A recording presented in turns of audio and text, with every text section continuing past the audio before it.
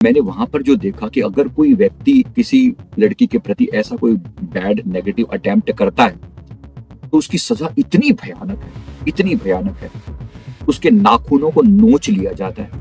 एक पाकिस्तानी को हमने वहां पर सजा मिलते हुए सुनी थी, देखी तो नहीं ऑब्वियसली, सुनी थी कि उसने इस प्रकार का अटेम्प्ट किसी लड़की के प्रति किया था, वहां की किसी जापानीज लड़की के प्रति, और उसके नाखून खींचकर उसको इतनी बुरी सजा दी गई थी। यानी जो व्यक्ति ऐसा कुछ करे उसको सजा इतनी भयंकर कि समाज, उस व्यक्ति का दिल कांप जाए ये सोच के कि मेरे साथ मेरा क्या हश्र हो सकता है जो व्यक्ति ऐसा बुरा करे।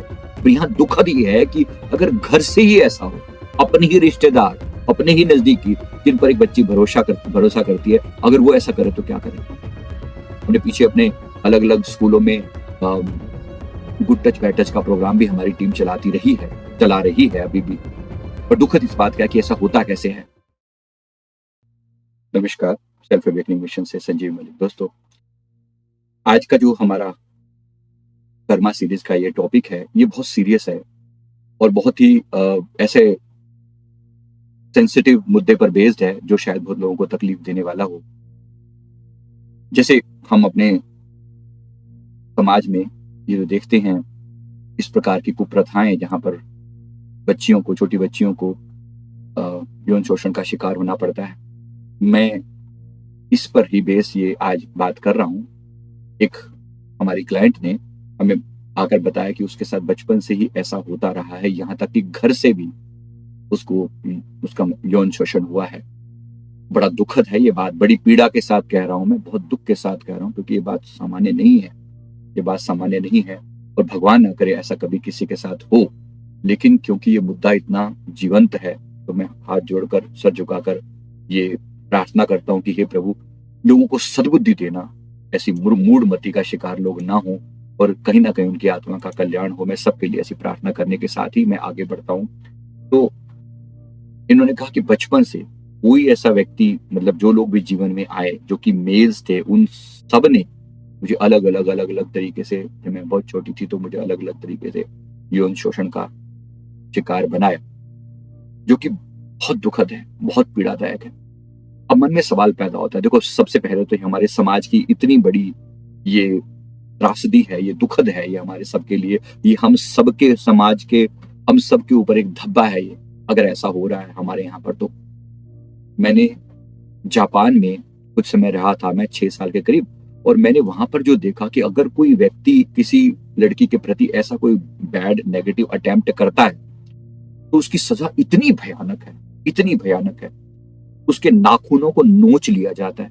एक पाकिस्तानी को हमने वहां पर सजा मिलते हुए सुनी थी, देखी तो नहीं ऑब्वियसली, सुनी थी कि उसने इस प्रकार का अटेम्प्ट किसी लड़की के प्रति किया था, वहां की किसी जापानीज लड़की के प्रति, और उसके नाखून खींचकर उसको इतनी बुरी सजा दी गई थी। यानी जो व्यक्ति ऐसा कुछ करे उसको सजा इतनी भयंकर कि समाज, उस व्यक्ति का दिल कांप जाए ये सोच के कि मेरे साथ मेरा क्या हश्र हो सकता है जो व्यक्ति ऐसा बुरा करे।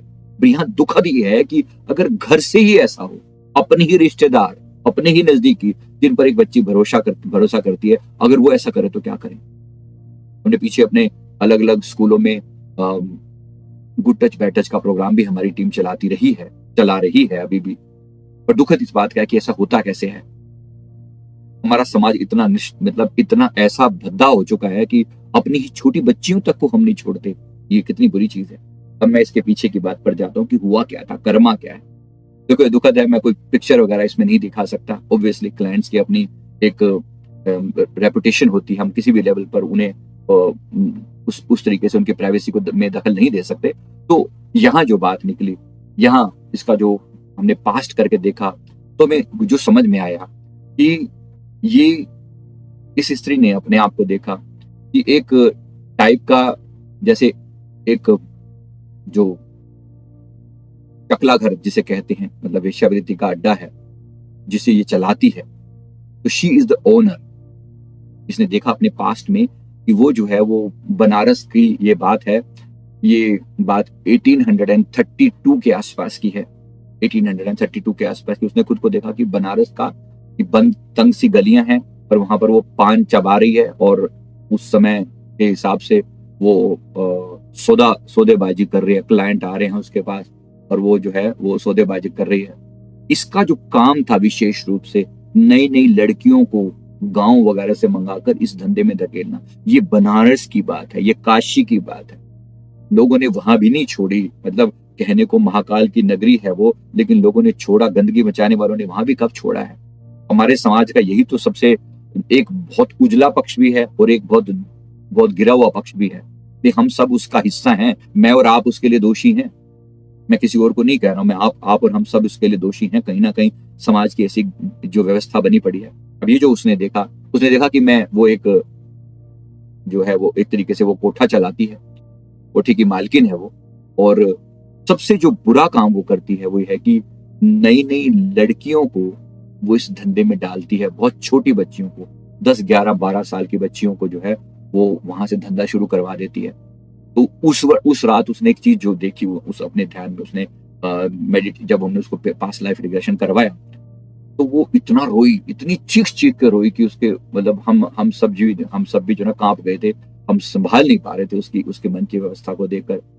तो वहां हमने देखा कि ये जो है वो एक मिल के जो है, ये जो वहां पर एक माँ है जो अपनी बेटी को लेकर आई है, जिसकी उम्र मुश्किल से 13 साल की रही होगी, 12-13 साल की रही होगी, और वो उसको बेचने के लिए लाई है। वो बेचने के लिए इसके लाई है और कह रही है हमारे पास खाने को कुछ नहीं है, हम भूखे मर रहे हैं। उसका सौदा कर रही है, बारिश की रात है और बारिश में लड़की भीगी हुई है पूरी, और वहां से उसको लेकर आई है उसकी माँ साथ में, उसे बेचने के लिए। हमारे समाज में जहां पर स्त्रियों को, अपनी बेटियों को बेचना पड़े, धिक्कार है इस समाज पर, हम सब पर। इस मामले में जो लोग इस चीज के लिए दोषी हैं उन पर तो भर भर के धिक्कार है, लेकिन कहीं ना कहीं हम सब कहीं ना कहीं उस समाज का एक हिस्सा हैं, क्योंकि हम अपनी आवाज भी नहीं उठाते, हम ऐसी चीजों को, ऐसी कुरीतियों को दूर करने का प्रयास भी नहीं करते। कितने लोगों ने कभी इस बात के पीछे आवाज उठाई है? कितने लोगों ने? क्या आपने भी इस प्रकार का कोई ऐसी यौन शोषण होते हुए देखा है छोटी बच्चियों का? हमने सुनी है बातें, और जब आया है, जब जब मौका मिलता है हम अपनी आवाज रेज करते हैं। अभी तो एक एनजीओ के साथ जो इस विशेष रूप से इस चीज पर काम करती है, हमने उस पर बहुत डिटेल में काम किया। उनके साथ हमारा एक कॉन्ट्रैक्ट जैसा है कि हम उनके लिए सेवा करते हैं, कोशिश करते हैं कि आवाज उठाई जाए। हमने नेपाल में भी इस तरह से एक माइते नेपाल करके ग्रुप है, वहां पर भी हमने अपनी सेवाएं इस रूप में दी कि इन बच्चियों को रीएस्टैब्लिश किया जाए जो गलत धंधे में आ जाती हैं। तो वो भी हमने वहां पर प्रोसेस चलाया। हम अपनी तरफ से जो कर सकते हैं कर रहे हैं, पर इस चीज के लिए दोषी हमारा सारा समाज है। तो ये बड़ा दुखद है, बहुत पीड़ा है। अब कर्म का सिद्धांत यह है कि कर्म का सिद्धांत लिखता कि जो दो रहे हो वो लौट लौट कर आपके पास आएगा। छोटी छोटी बच्चियों को धंधे में धकेला, पान चबा रही है अपने उसको और थूकते हुए कि हे लड़की चल, तेरी वो वर्ड यूज करती है, नथ उतरवाई। क्षमा चाहूंगा, इस तरह की बैड चीजें भी समाज का हिस्सा है, जो हम सब ने इस दर्द को देखा हुआ है। तो पहली बात तो रियलाइज करवाने के लिए कि आप और हम इस घृणित समाज में कहीं ना कहीं ये सब भी है, जहाँ एक तरफ अच्छाइयां हैं, जहाँ एक तरफ अध्यात्म है, जहाँ एक तरफ ज्ञान है, जहाँ एक तरफ गुरु तत्व है, जहाँ एक तरफ भक्ति है, वहीं कहीं ना कहीं इतना गिरा हुआ पार्ट भी हमारे बीच में है। अब इस चीज से बाहर, अब जो इसने पूरा जीवन इसने ऐसे बिताया और लगभग 48 साल की एज में इसकी मृत्यु हो गई, मर गई है। और फिर उसके बाद इस जीवन में जो जन्म हुआ, एक ऐसे परिवार में हुआ जो इसी प्रकार की सोच के साथ था। अब उसके जो बड़े थे, जो जहां पर इनका जन्म हुआ, बचपन से ही इसका पोषण हुआ, और इसने कहा कि किसी ने भी नहीं, मतलब एक बार वो ऐसी वाइब्रेशन परमात्मा अंदर डाल के भेजता है कि हर व्यक्ति को मैं यौन शोषण का केंद्र नजर आती हूँ। इतना दुखद है छोटी बच्चियों के प्रति। उसने कहा कि पहला यौन शोषण जो है मेरा लगभग 10 साल की एज में हुआ था। बुरा लगता है। हमारा अपना समाज, हमारे अपने परिवार के नजदीक से नजदीक लोग भी ऐसा कर सकते हैं। कहीं ना कहीं धिक्कार करनी पड़ेगी हम सब के लिए, इस समाज के लिए, उन लोगों के लिए तो विशेष रूप से। आज हमें लगता है कि हम बहुत उज्जवल हैं, लेकिन कहीं ना कहीं ऐसी बातें जब सुनते हैं तो आवाज भी नहीं उठाते ना, तो वहां हमारा दोष बनता है। बेशक हम लोग गलत कृत्य करते नहीं है, लेकिन गलत कृत्य को होते हुए देख रहे हैं और कहीं ना कहीं चुप हैं, ये भी हमारे ऊपर एक दोष लगता है। बड़ा दुखद है, बहुत पीड़ा है। कर्म का सिद्धांत ऐसा ही है। अब इस जीवन में जो इसने झेला है, इतनी पीड़ा झेली, he was crying with pain, लेकिन जब इसने अपना पास्ट देखा तो इसकी जो हालत थी, इतनी चीख चीख कर रो रही थी, इतनी चीख चीख कर रो रही थी कि मतलब हमारे हाथ पैर फूल गए थे कि हम इसको कैसे शांत करें। कि हाय मैं ऐसी थी क्या? मैं ऐसी थी क्या? अब देखो, जो लोग कहते हैं ना कि परमात्मा तुरंत सजा क्यों नहीं देता, या पास्ट लाइफ हमें क्यों नहीं दिखा देता, हमें पिछले कर्म क्यों नहीं याद रहते, अगर याद रहते होते तो हम कुछ भी, हम ऐसे बुरे कर्म दोबारा ना करते। आसान नहीं है। आप नई जीवन की शुरुआत तक ना कर पाते अगर आपको आपकी सारी बातें आपको याद रहती, जीवन दुभर हो जाता। एक छोटी बच्ची को अगर ये याद रहता तो कितना डिफिकल्ट हो जाता। मैं ये बता रहा हूँ, जब एक मेच्योरिटी की एज आई है तब जाके वो कम से कम अब समझ पाई है। उसके लिए दुखद है, पीड़ादायक है, क्योंकि उसने इस दर्द को सारा जीवन झेला है। मैं एक बार पुनः इस बात के लिए सभी को मैं एक तरीके से वार्निंग दे रहा हूं कि हम इस समाज के लिए दोषी हैं और इस पर हम काम करें, क्योंकि हर एक व्यक्ति को हिसाब देना पड़ेगा।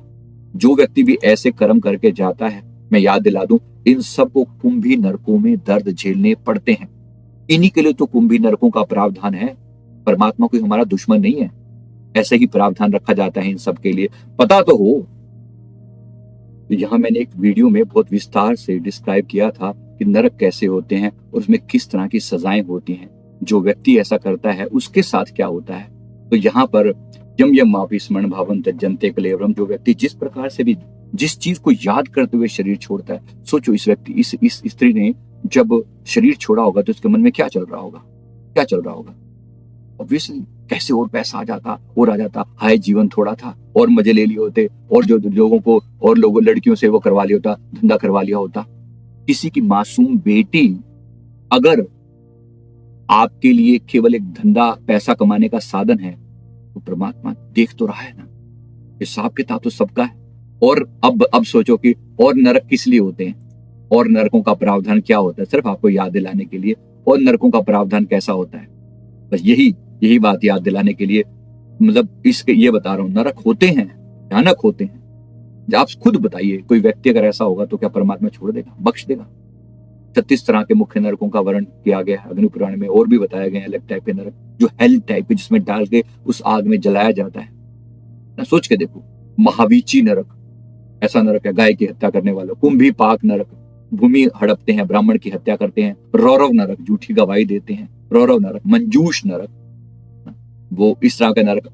अप्रतिष्ठ नरक का नाम है, विलेपक नरक का नाम है, महाप्रभ नरक का नाम है। कितनी तकलीफें वहां पर दी जाती हैं। इनके लिए भी हमें ऐसा ही समझ में आया, जब हमने इनके बारे में पूछा तो हमें दिखाया गया, हमें बताया गया कि इनको भी नरक में सजा दी गई थी, नरक में लंबे समय तक रखा गया।